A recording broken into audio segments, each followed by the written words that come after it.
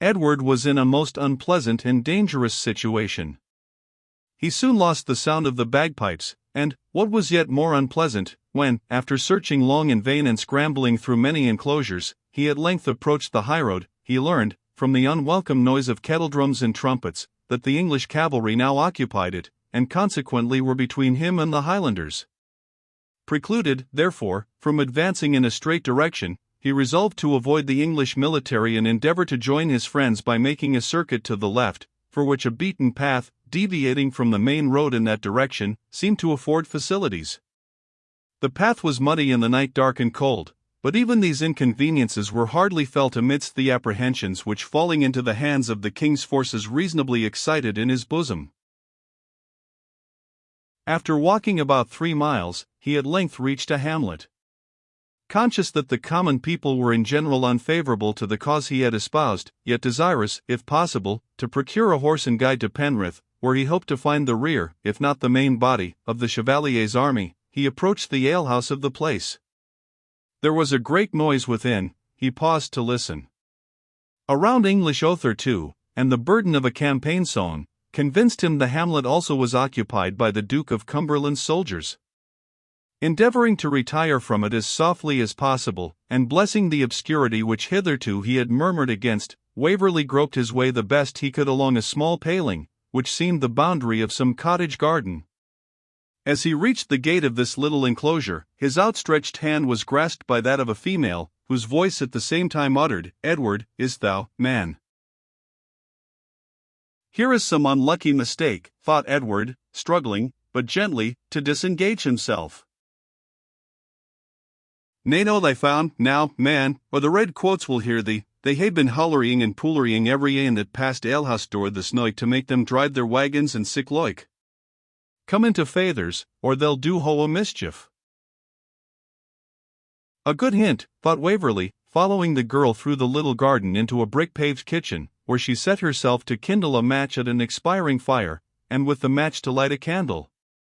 She had no sooner looked on Edward than she dropped the light, with a shrill scream of "O Father, Faithu!" The father, thus invoked, speedily appeared, a sturdy old farmer, in a pair of leather breeches, and boots pulled on without stockings, having just started from his bed. The rest of his dress was only a Westmoreland statesman's robe de chambre, that is, his shirt. His figure was displayed to advantage by a candle which he bore in his left hand, in his right he brandished a poker. "What hast ho here, wench?" "Oh," cried the poor girl, almost going off in hysterics, "I thought it was Ned Williams, and it is one of the plaidmen." "And what was thee ganging to do wi' Ned Williams at this time o' night?"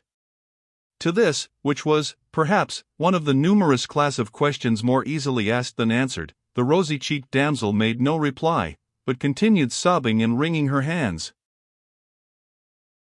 "And thee, lad, dost ho know that the dragoons be a town? Dost ho know that, mon? Ad, they'll sliver thee like a turnip, mon." "I know my life is in great danger," said Waverley, "but if you can assist me, I will reward you handsomely. I am no Scotchman, but an unfortunate English gentleman." "Be ho Scot or no," said the honest farmer, "I wish thou hadst kept the other side of the Hallan. But since thou art here, Jacob Jopson will betray no man's bluid, and the plaids were gay canny, and did not do so much mischief when they were here yesterday." Accordingly, he set seriously about sheltering and refreshing our hero for the night. The fire was speedily rekindled, but with precaution against its light being seen from without. The jolly yeoman cut a rasher of bacon, which Cicely soon broiled, and her father added a swinging tankard of his best ale. It was settled that Edward should remain there till the troops marched in the morning, then hire or buy a horse from the farmer, and, with the best directions that could be obtained, endeavor to overtake his friends. A clean, though coarse, bed received him after the fatigues of this unhappy day. With the morning arrived the news that the Highlanders had evacuated Penrith, and marched off towards Carlisle, that the Duke of Cumberland was in possession of Penrith, and that detachments of his army covered the roads in every direction. To attempt to get through undiscovered would be an act of the most frantic temerity. Ned Williams, the right Edward, was now called to council by Cicely and her father. Ned, who perhaps did not care that his handsome namesake should remain too long in the same house with his sweetheart, for fear of fresh mistakes, proposed that Waverley, exchanging his uniform and plaid for the dress of the country, should go with him to his father's farm near Ullswater, and remain in that undisturbed retirement until the military movements in the country should have ceased to render his departure hazardous. A price was also agreed upon, at which the stranger might board with Farmer Williams if he thought proper, till he could depart with safety. It was of moderate amount, the distress of his situation, among this honest and simple-hearted race, being considered as no reason for increasing their demand. The necessary articles of dress were accordingly procured, and, by following bypaths known to the young farmer, they hoped to escape any unpleasant rencontre. A recompense for their hospitality was refused peremptorily by old Jobson and his cherry-cheeked daughter, a kiss paid the one and a hearty shake of the hand the other. Both seemed anxious for their guest's safety, and took leave of him with kind wishes. In the course of their route Edward, with his guide, traversed those fields which the night before had been the scene of action. A brief gleam of December's sun shone sadly on the broad heath, which, towards the spot where the great northwest road entered the enclosures of Lord Lonsdale's property, exhibited dead bodies of men and horses, and the usual companions of war, a number of carrion crows, hawks, and ravens. "And this, then, was thy last field," said Waverley to himself, his eye filling at the recollection of the many splendid points of Fergus's character, and of their former intimacy, all his passions and imperfections forgotten. Here fell the last Vichy and Vore, on a nameless heath, and in an obscure night skirmish was quenched that ardent spirit, who thought it little to cut a way for his master to the British throne. Ambition, policy, bravery, all far beyond their sphere, here learned the fate of mortals. The sole support, too, of a sister whose spirit, as proud and unbending, was even more exalted than thine own, here ended all thy hopes for Flora, and the long and valued line which it was thy boast to raise yet more highly by thy adventurous valor.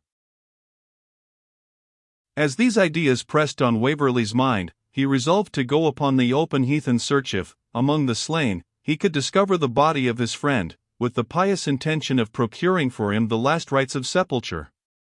The timorous young man who accompanied him remonstrated upon the danger of the attempt, but Edward was determined.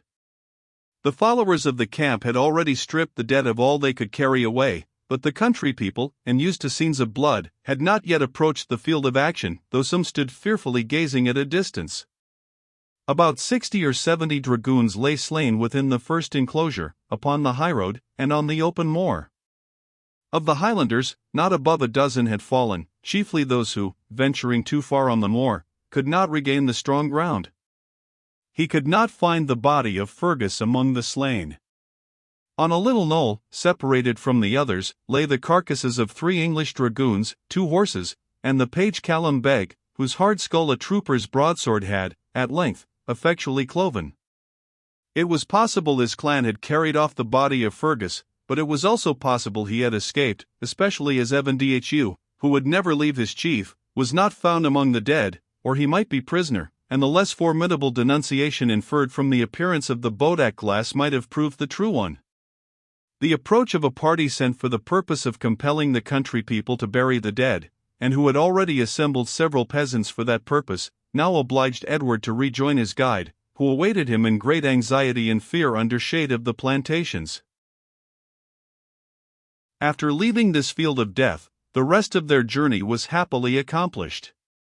At the house of Farmer Williams, Edward passed for a young kinsman, educated for the church, who was come to reside there till the civil tumults permitted him to pass through the country. This silenced suspicion among the kind and simple yeomanry of Cumberland, and accounted sufficiently for the grave manners and retired habits of the new guest.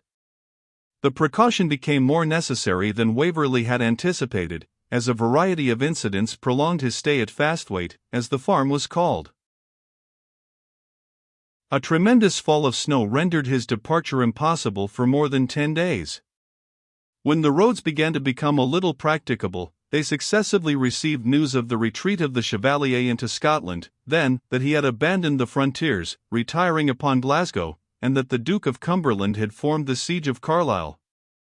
His army, therefore, cut off all possibility of Waverley's escaping into Scotland in that direction. On the eastern border, Marshal Wade, with a large force, was advancing upon Edinburgh, and all along the frontier, parties of militia, volunteers, and partisans were in arms to suppress insurrection, and apprehend such stragglers from the Highland army as had been left in England. The surrender of Carlisle, and the severity with which the rebel garrison were threatened, soon formed an additional reason against venturing upon a solitary and hopeless journey through a hostile country and a large army, to carry the assistance of a single sword to a cause which seemed altogether desperate. In this lonely and secluded situation, without the advantage of company or conversation with men of cultivated minds, the arguments of Colonel Talbot often recurred to the mind of our hero. A still more anxious recollection haunted his slumbers. It was the dying look and gesture of Colonel Gardiner. Most devoutly did he hope, as the rarely occurring post brought news of skirmishes with various success, that it might never again be his lot to draw his sword in civil conflict. Then his mind turned to the supposed death of Fergus, to the desolate situation of Flora, and, with yet more tender recollection, to that of Rose Bradwardine, who was destitute of the devoted enthusiasm of loyalty, which to her friend hallowed and exalted misfortune. These reveries he was permitted to enjoy, undisturbed by queries or interruption, and it was in many a winter walk by the shores of Ullswater that he acquired a more complete mastery of a spirit tamed by adversity than his former experience had given him, and that he felt himself entitled to say firmly, though perhaps with a sigh, that the romance of his life was ended, and that its real history had now commenced. He was soon called upon to justify his pretensions by reason and philosophy.